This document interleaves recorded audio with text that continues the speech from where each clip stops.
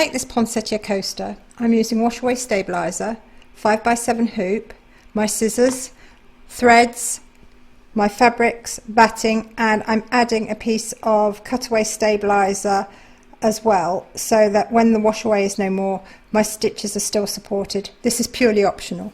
So the first job, as always, is to hoop the stabiliser. So I'm going to hoop my washaway stabiliser.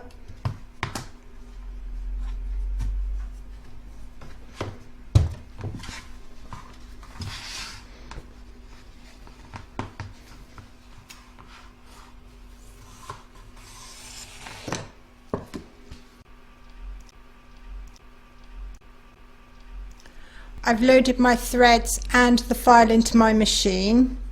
I'm going to lay down my cutaway stabiliser, and I'm now going to pop it into my machine and stitch round number 1, which is the outline.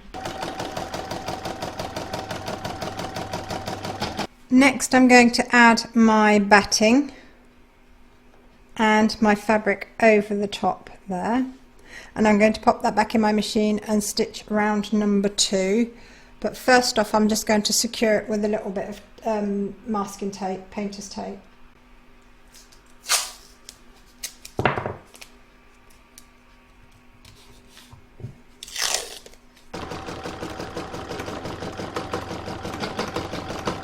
It's now time to add our centre fabric, and if you've got a really bulky or very dark colour that's going to show underneath, you can cut away all the fabric in this centrepiece up to the stitch line. I don't have to with this because it doesn't show through, so I'm going to place my fabric over the top, and it's the inner outline that we're concerned about, not the outer. So as long as our fabric covers that inner one, we are absolutely fine. And I'm just going to pop a little bit of tape on that just to hold it from sliding about. I'll now pop that in my machine, and I'm going to stitch round number 3, which is going to secure it. So the next job is to remove all the excess fabric from the outside.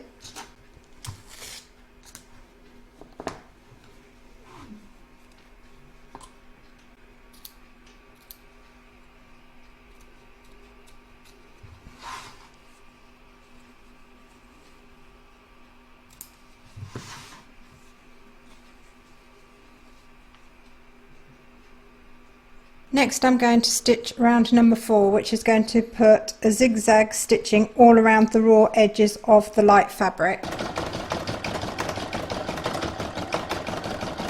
The next area to be stitched is the stippling all over the light fabric. So I've loaded a cream thread into my machine, and I'm now going to stitch round number 5.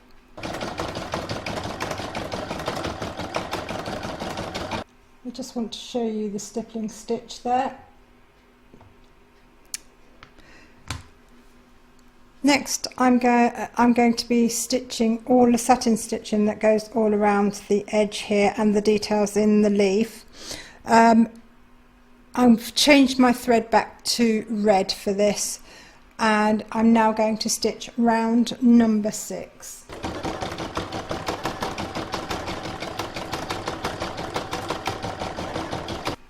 So there's the detail of the flowers. Beautiful, isn't it? Okay, next is round number 7, which is the black sketching that goes on and around the flower. This is optional. If it's not to your taste, you can skip this bit, or you can put it in. It's entirely up to you. I'm going to skip it, and I'm going to go to round number 8, which is going to do the centre of my flower, and that's going to be in yellow, so I'm going to change the thread in my machine before I stitch it.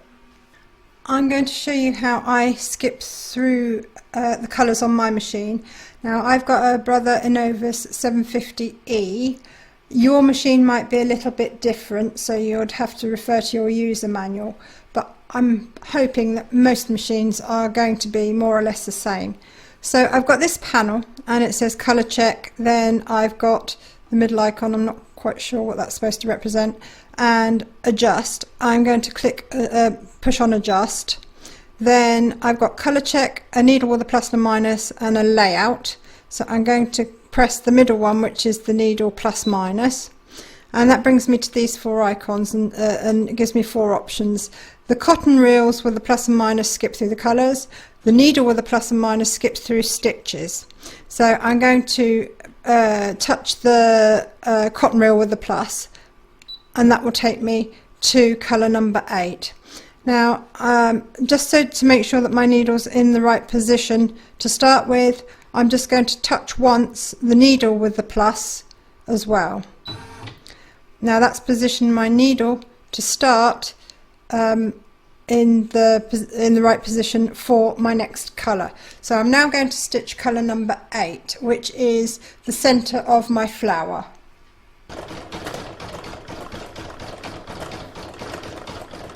Next we're going to put a satin stitch border all the way around the edge there. So we're now going to stitch round number 9.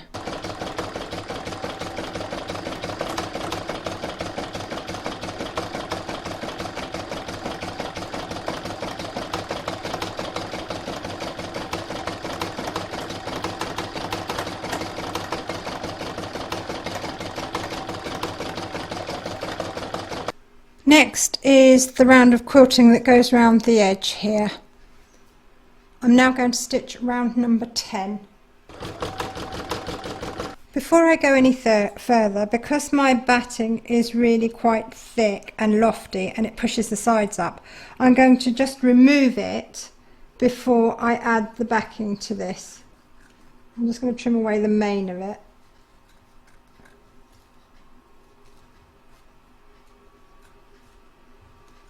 It's now time to add the backing. I'm just going to turn my hoop over for a minute. If you wanted to completely hide all this, what you could do is put a piece of fabric over the back here, tape it down before you add your back envelope on the front. And then when the envelope is stitched down, it will stitch this down as well. It's not necessary, but I know that some people do like to do that. I'm now going to add the backing here. So I've got the first piece of my folded fabric, and I'm just going to align it to the edge here, and then I'm going to do the same with the top, and my folds are pointing towards the middle in both cases, and I'm now going to stick it in place. Now, one thing I'm going to do that you don't have to, but this is the way I like to do it. I put a piece of tape right the way across here. Now it is going to get stitched through on the edges, but it doesn't matter because we're going to remove it afterwards anyway. But it will stop your foot from catching underneath the fabric. I've had it happen, you know, once too many times really, so rather than mess about, I just prefer to do it this way.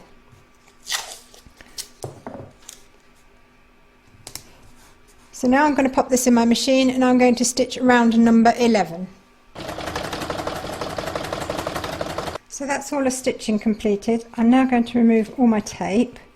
When you tear tape off, tear towards the stitching, don't pull away. That way you won't hurt the stitching or risk pulling it out.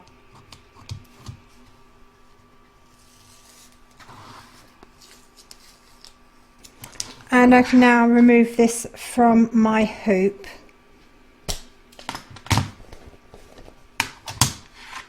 Just clear this out of the way. Okay, so now I'm going to trim it all up, and I'm going to cut reasonably close to the stitch line, but taking care obviously not to actually cut any of the stitching.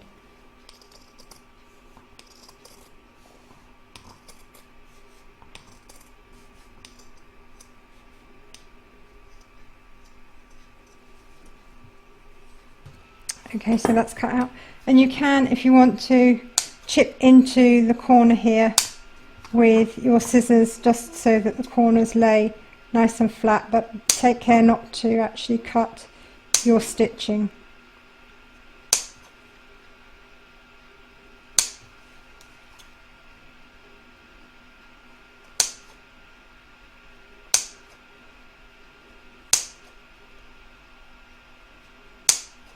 Okay, so that's the corners clipped.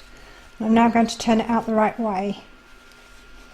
And push nice and firmly into my corners so that they come out nice and neat.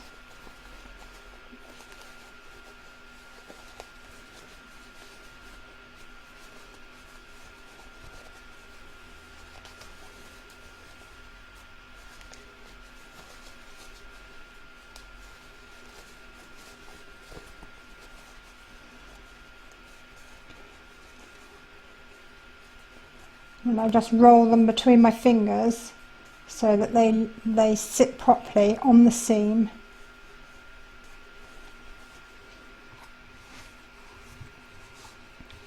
So now I'm just going to give it a light pressing. And there it is, my lovely poinsettia coaster. I hope you enjoyed this stitch along. If you did, please give me a thumbs up. Don't forget to subscribe to be notified of any new stitch alongs as they're published. And thank you for joining me.